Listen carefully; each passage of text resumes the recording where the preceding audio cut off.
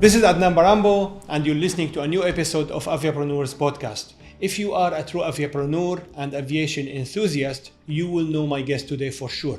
We're gonna discuss together how to produce an aviation reality show. And who's better to talk about this than Mr. Mickey McBrien.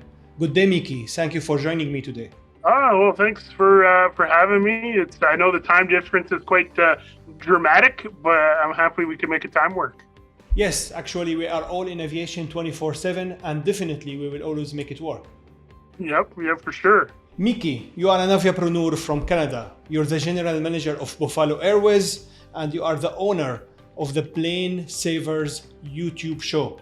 Earlier, you were one of the stars and the TV personalities in the 6-series TV show Ice Pilots NWT.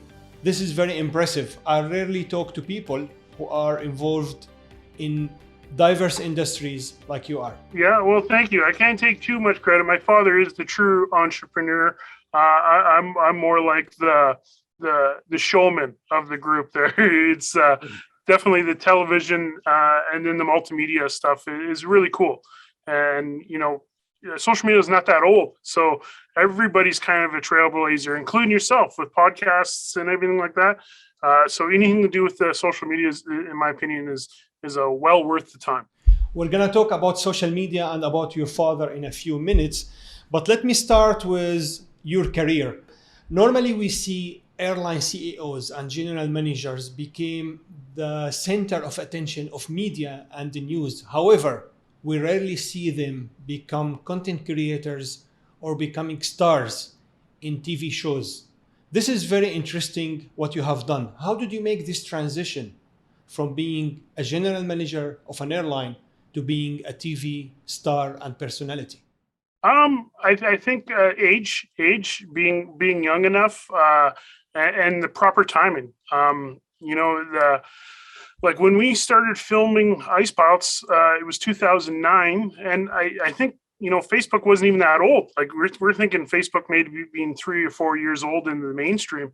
So it was kind of what everyone was doing in terms of the first steps in the social media. Everyone's first Instagram account, first Facebook, first Twitter is right around the same time. So it just happened to be luck that we started the TV show right at that pinnacle moment of the saturation of social media. So it was kind of very it's just perfect timing, I guess, would be just how it is at that moment in time. So it was a trend, and you actually followed that trend and seized the opportunity. Yeah, it's nowadays it's very it's just second nature. Social media posts and everything were second nature. But when we first started, it was still scary. Corporations, big companies still didn't understand how social media worked.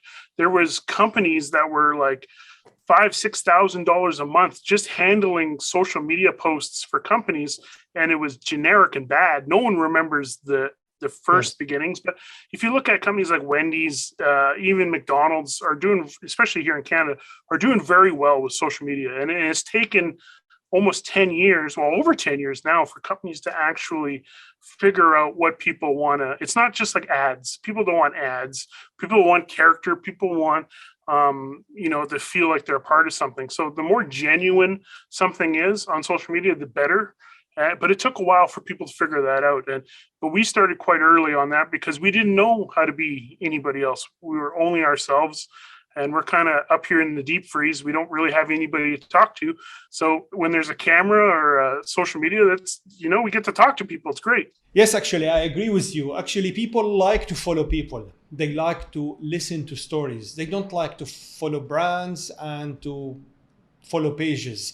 But where did the idea of the show come from? Did you actually approach the TV station and the production company, or did they come to you with the idea of the show?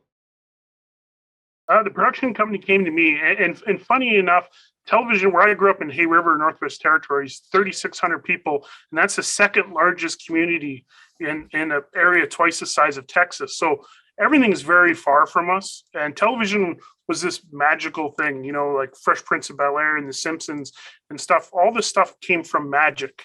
And so we have no background in television.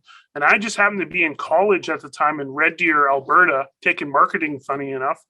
And a producer named David Gullison from Omni Films Entertainment got a hold of me, called me up, and basically said, "Do you want to be on TV? I'm very familiar with Buffalo Airways, and I think it would be a great reality show, as shows like Ice Road Truckers, Deadliest Catch, Motorcycle Madness, all the stuff with Jesse James was out." And you know, people want to watch people do crazy work, and that was the trend at the time, and still is, still going in today.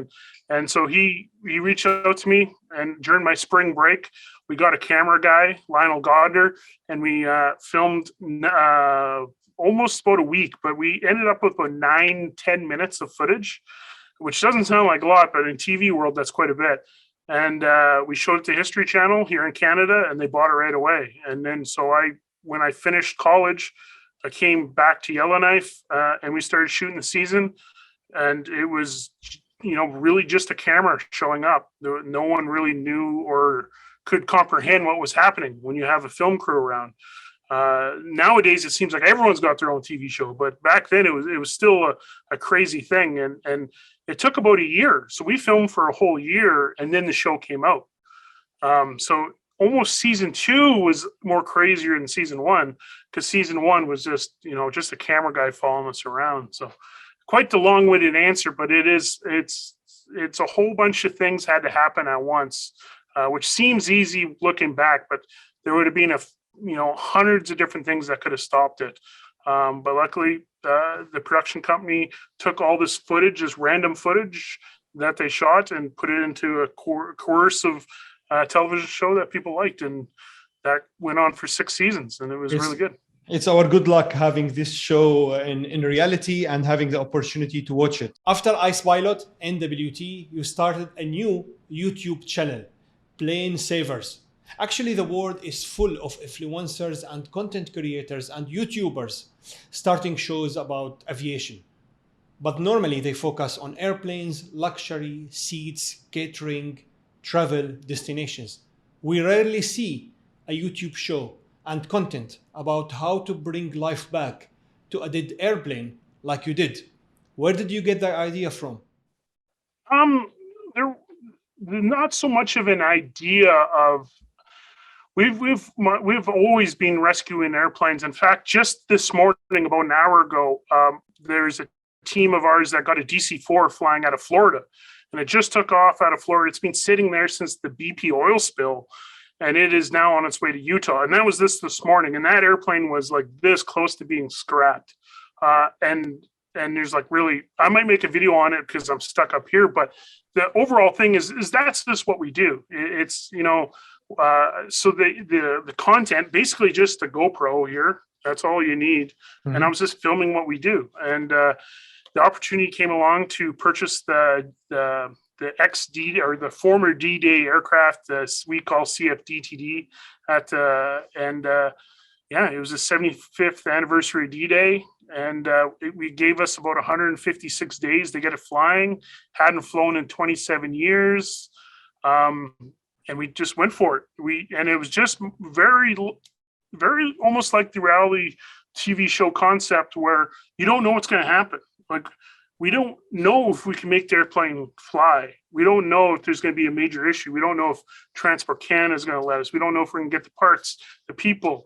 How are we going to do it in the rain? All this stuff, I had no clue. And I just started with the GoPro, and we just started finding volunteers and all that fun stuff. And yeah, and then I filmed every day, made a video. The first videos, you can tell, I didn't really know. I knew the basics of editing, but as it went on, and if you make a video every single day, by the end of it, the editing was almost like breathing. I was editing, and there's a really awesome YouTuber named Flight Chops, who's one of my favorites, but he was there watching me, and I was filming and editing at the same time, and it was almost like someone else was doing it. I was on autopilot.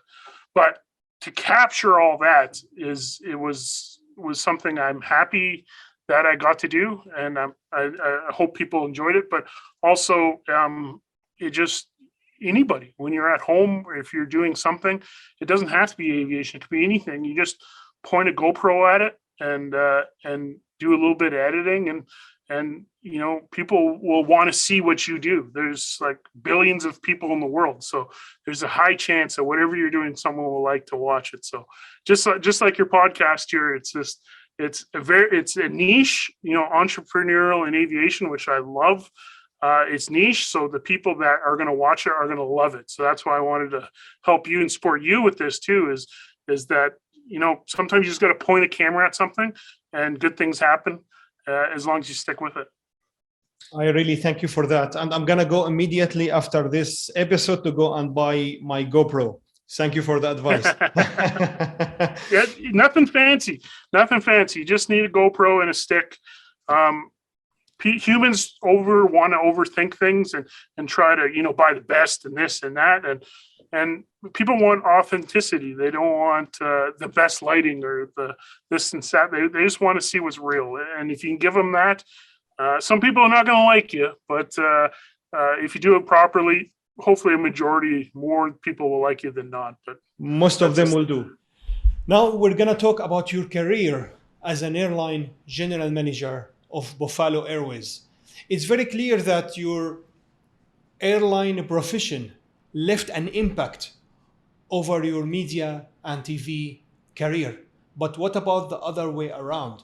How did your media and content creation career left an impact on your airline career? That's a very good question. I don't think anybody's ever asked me that question. So it's very good. Lots. The one thing about television and one thing about social media is it opens doors. And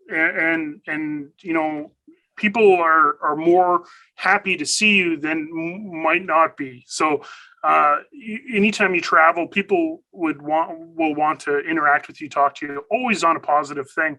And especially with the aviation niche being so small, CEOs or other general managers or pilots or all that stuff, it's kind of like you kind of have access to people. And so when it comes to making connections and stuff, it's huge. And LinkedIn is a perfect example. Like if anybody that's in aviation should be working very, very hard on their LinkedIn, because that is an amazing way to make connections. And so even you don't need to have television shows or YouTube shows or second generation aviation. All you really need is LinkedIn to make the same connections, maybe at a smaller scale to begin with. But the more, I believe you found me through LinkedIn. Is that correct? Actually, yes. I came to know about you through LinkedIn. I contacted you by LinkedIn, and we agreed on this episode on LinkedIn.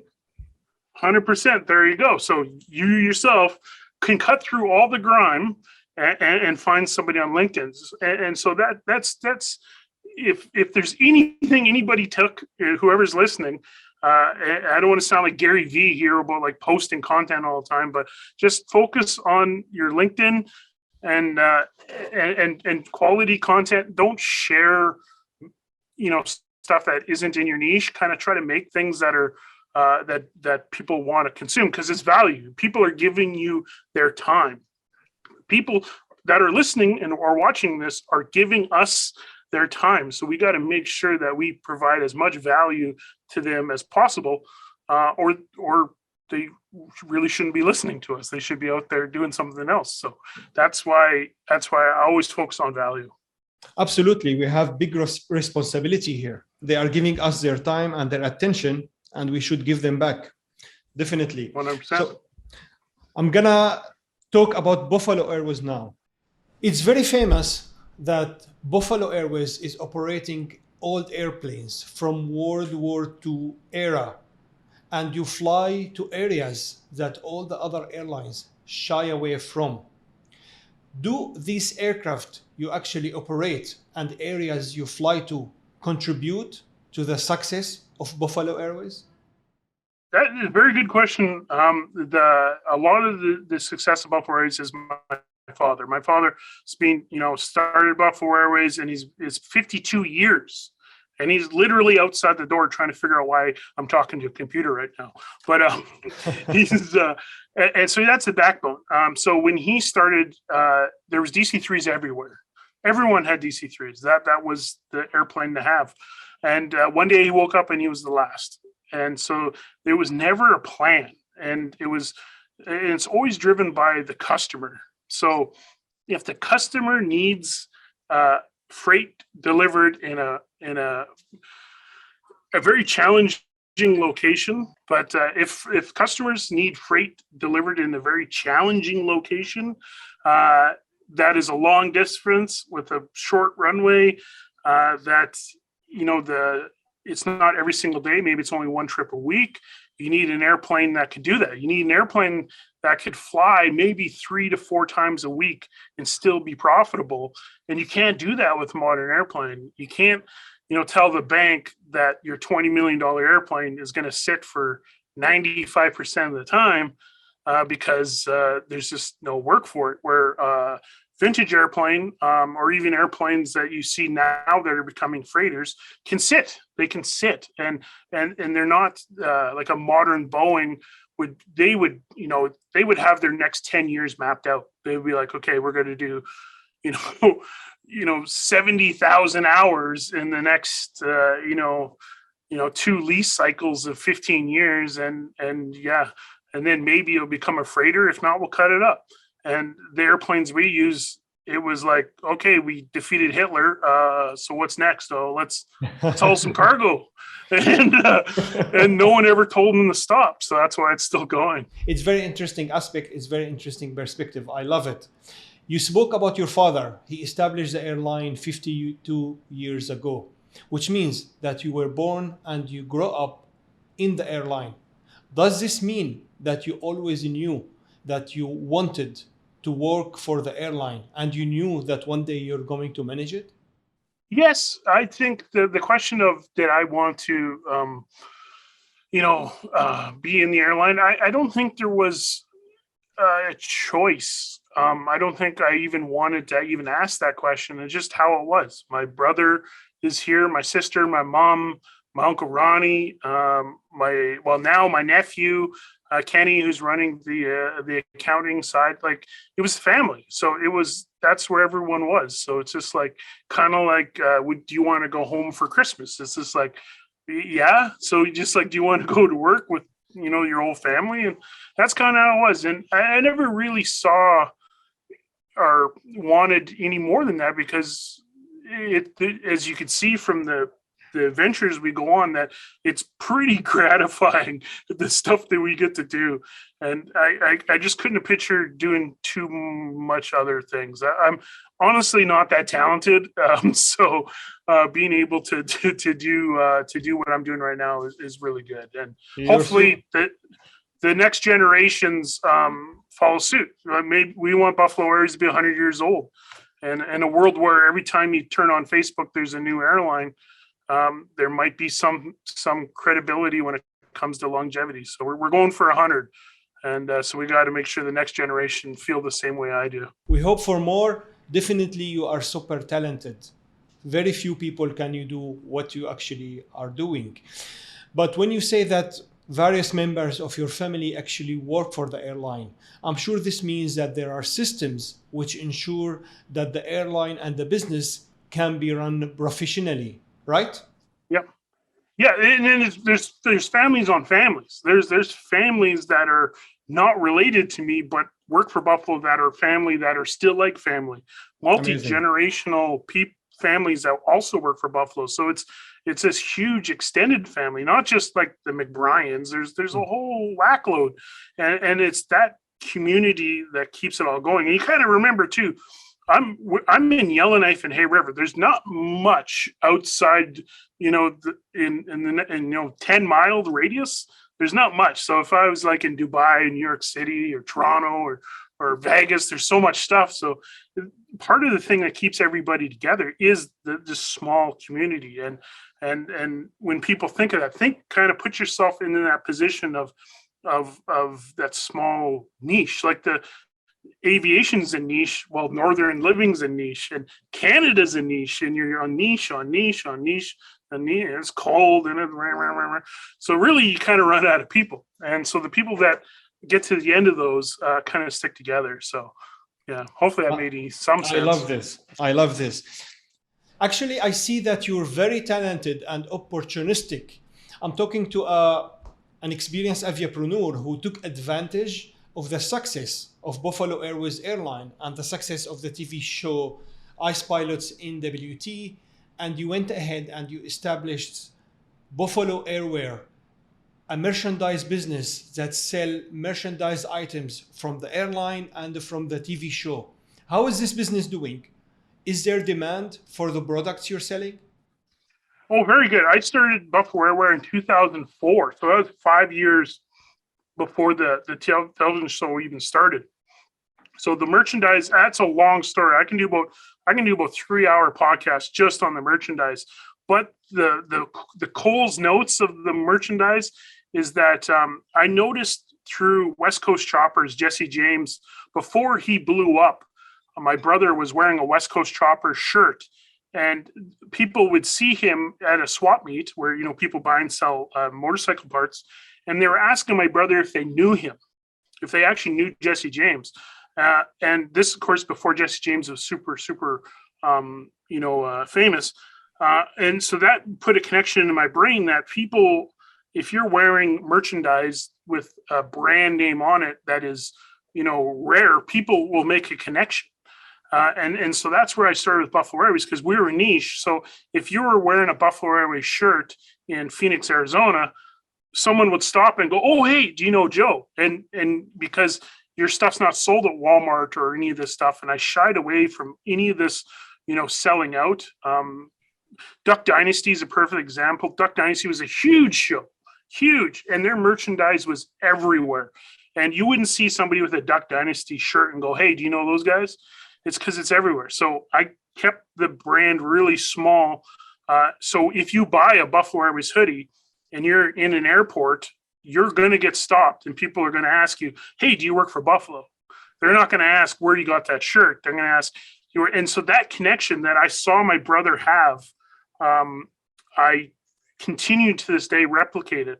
And to me, I get stories all the time where people and I don't tell that story, but people will tell their own versions of that story to me, where they were in Australia and someone stopped them, or they were driving in their car and someone's honking at them because they saw a Buffalo hat and they thought Buffalo Airways was there. And that's what I want when people purchase the merchandise, to have those interactions where they feel that they're a part, because they are. They, you know, if you've watched every single Ice Pilots episode, you spend a lot of time with us, and you spent more time than a lot of people that worked here for a day and then left. So you are part of the crew. So that's why I wanted that connection. And it doesn't translate into huge profits, as, you know, if something going to Walmart, but it translates to a brand that can last a lot longer. Because even Jesse James, he gave up West Coast Choppers, my idol. Once the brand got too big, he left it. He moved to Texas.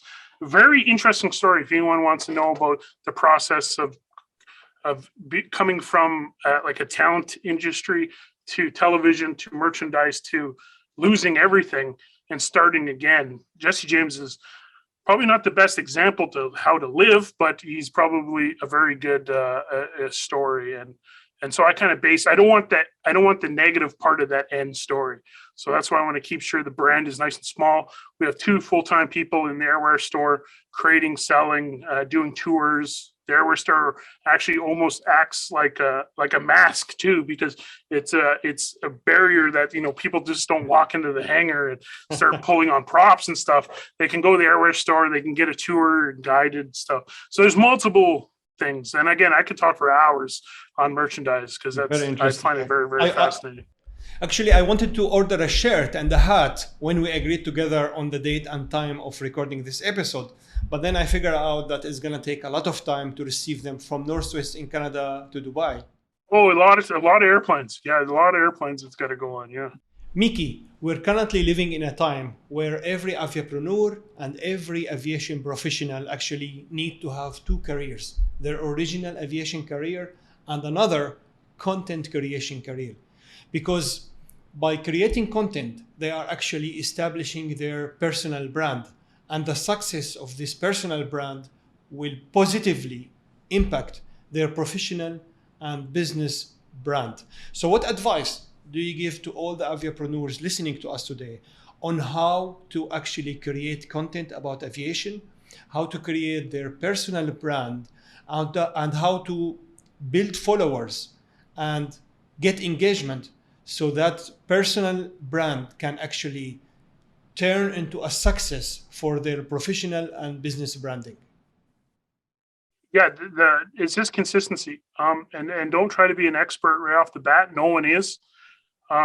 Even like Will Smith, when he started YouTube, he didn't know this guy's like one of the most talented people in the world. Still couldn't really figure it out, and then got his. So don't feel bad, and just try to keep your word. If you say you're gonna do something, do it, and don't feel too much. I guess the weird thing of the whole thing, and it's the same advice if you want to work hard at it and stuff. But I kind of feel bad for the people that don't want to do the social media, or that don't, that can't for whatever reason. That just you hear that? Yes, I do. That was a C-46 just taken off. Unbelievable. I love this. Yeah. But so I guess the best advice, I guess, would be is a lot of people are going to give advice on how to do it. But if somehow you can't do it or you don't want to do it, then you really got to focus on work ethic and keeping your word and being somebody that other people will want to talk positive about. And really, that's what social media is. You can't use social media to trick people. You still have to be a good person. And that's the core is if you can't work on your social media, always work on yourself to be better. Work ethic is extremely important. Keeping your word, over delivering your promises and that kind of stuff. Like the general being a good business person is more important than social media, and social media can come later. So, but don't try to do that, that fake it till you make it stuff. Try to make it and then worry about social media next. I've seen it too many times where people are just trying to skip a step with social media. It's not a skip. It's, you got to get the basics first. So just, the advice I'm kind of giving half advice, which is make sure that you have a good foundation.